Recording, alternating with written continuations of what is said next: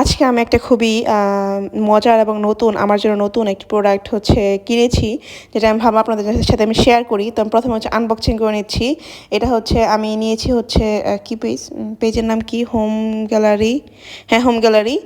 এই পেজ থেকে আমি নিয়েছি। এটা আমি বলি কি, সর্বপ্রথম বলি আমি যেহেতু ভাড়া বাসায় থাকি, আমাদের বাসা ভাড়া দেওয়ার আগেই আমার মালিক অনেক অনেক ভালো।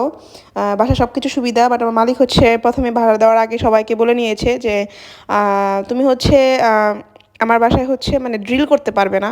মানে সেটা ঘড়ি লাগানোর জন্য না, কারণ হচ্ছে ওনারা এখানে থাকে না, মালিক এখানে থাকে না, সেহেতু অনেক ভাড়াটে আসলে বিল্ডিং নষ্ট করে ফেলে, বা আসলে ড্রিল করলে যখন ড্রিলটা করার সময় নষ্ট হয়ে যায় আসলে মানে দেয়ালগুলো, তো ওটা আসলে পরে আসলে রং করলে ঠিক হয় না, পুটিং দিয়ে পরে আবার ঠিক করতে হয়, তো অনেক একটা ঝামেলা।